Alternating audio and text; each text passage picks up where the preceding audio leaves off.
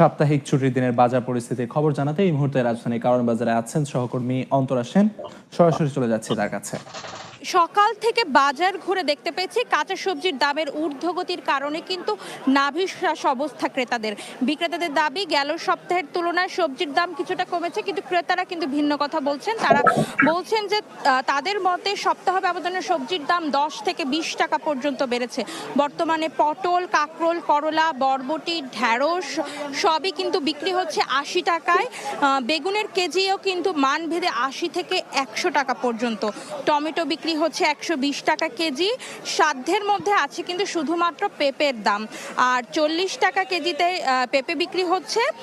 বিক্রেতারা বলছেন কিন্তু এই মৌসুম যেহেতু শেষের দিকে, এই জন্য সবজির দাম কিছুটা বেশি। আর কিছুদিন আগে পর্যন্ত বর্ষা মৌসুম থাকার কারণে সরবরাহ কম ছিল, এই কারণে সবজির দামের ঊর্ধ্বগতি ছিল। যেহেতু শীতের সবজি বাজারে আসতে শুরু করেছে, ধীরে ধীরে সবজির দাম নিয়ন্ত্রণে আসবে বলে বিক্রেতারা দাবি করেছেন। আর এদিকে বর্ষার মৌসুম শেষ হবার কারণে কিন্তু মরিচের দামও কিন্তু কমতে শুরু করেছে। আজ বাজারে প্রতি কেজি কাঁচামরিচ কিন্তু বিক্রি হয়েছে 160 টাকায়। গেল সপ্তাহে যা ছিল 180 থেকে 200 টাকা কেজি। আর এদিকে জাতীয় মাছের দাম কিন্তু সপ্তাহ ব্যবধানে 100 থেকে 300 টাকা পর্যন্ত কমেছে। প্রতি কেজির এক পিস ইলিশ কিন্তু বর্তমানে বিক্রি হচ্ছে 2300 টাকায়।